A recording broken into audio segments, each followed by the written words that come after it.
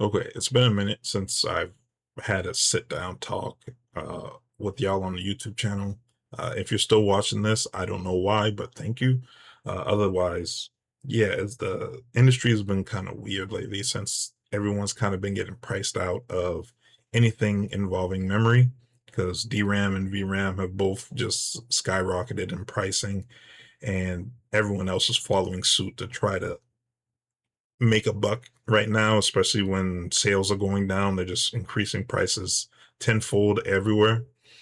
But right now, it seems as though if you focused on your system, whether it's a gaming rig or a work rig, in the past, it was probably a smart idea. And if you didn't, it's not too big of an issue because nowadays they're going to have to kind of optimize for lower end systems because just people can't get access to higher end systems because it's just not priced accordingly to what the average person has in their wallet, unless of course the average person doesn't really have that many responsibilities and has a lot of disposable income. But most people I see, even if they're able to get good systems in the past or good systems now, it's really like that's about as much as they can spend, and they did their splurge and that's it. Probably for the next couple of years, whatever they got is what they got, and they're just going to deal with it. So, what's funny to me, I just saw this published a couple of hours ago off of Tom's Hardware by Jeff Campman. I hope I said that right. I'm pretty sure I did. But the fact that the 3060 12 gigabyte is coming back to retail, and I think I went on videocards.com and they pretty much said that it was in one of the European nations to where they were actually putting 3060s back on the shelf of retail stores, which is kind of shocking to me. I'm currently running a 3060 on this machine.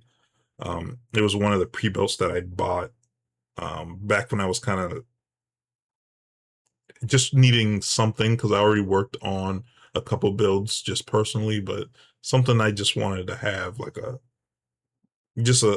on a side computer that actually turned into my main computer. So regardless, the fact that they're using 5-year-old hardware and pretty much selling it like it's brand new after being shelved is crazy to me, and not in a bad way, but in more of a good way, because it just means that the hardware that I'm currently running and the hardware that a lot of people currently have is just going to remain in circulation longer and actually be utilized and have to be focused for the long term, both again gaming applications as well as general compute.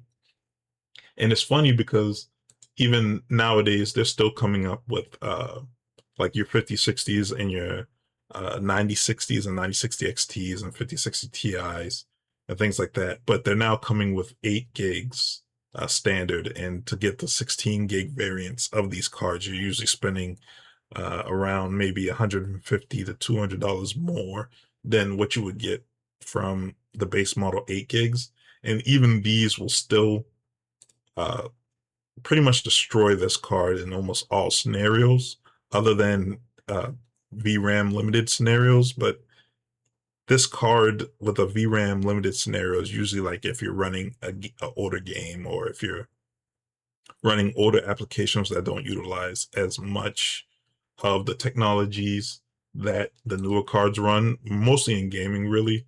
The CUDA cores and everything sounds good on paper, but really gaming is where these cards strive. Uh, and the only time this would make sense is if you're running an older game circa 2019 um, on an ultra wide monitor. Now I do, but most people don't.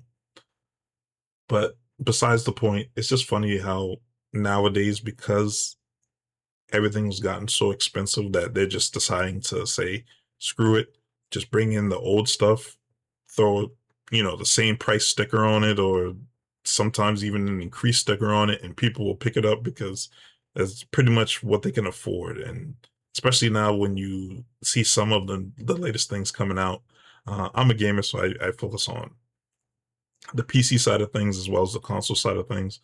And with Valve and the Steam machine, they kind of put out a machine that is similar to like a 9060X with a Ryzen 5, which you can kind of see here. This is also dropping in price to around 179 or 146.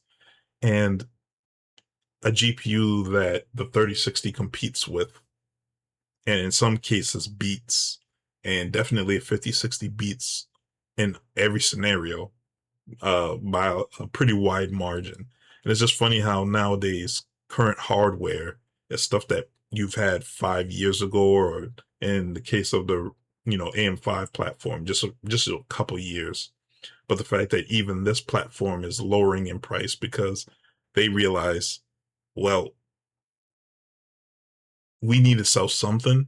And if people aren't buying RAM, they need to buy the CPUs. If people aren't buying the GPUs that we're selling, we got to give them cheaper GPUs, cheaper options. And it just seems like nowadays everything is focused on either budget or extreme. There's no middle ground. Some people will still get like 70 class cards and higher end uh, X3D uh, chips from AMD and Intel Ultra, whatever they want to call it. I think it's at the 265, 275. I don't remember. If you're buying Intel right now, it's not really the smartest move unless you're going into something small form factor.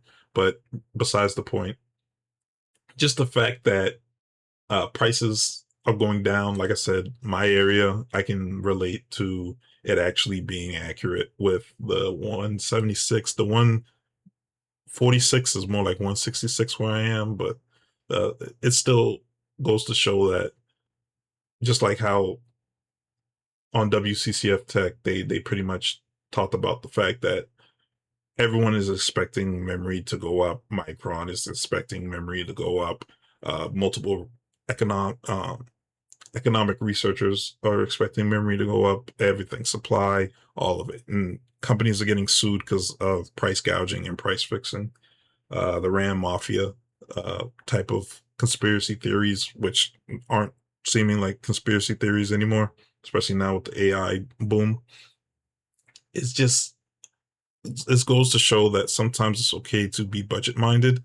And my thought process of building machines and systems wasn't too um wasn't too detrimental to my future in both gaming and process.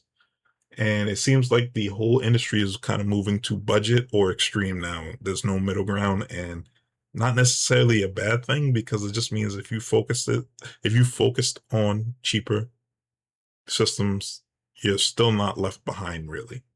But yeah, just a quick talk, more of a ramble than anything.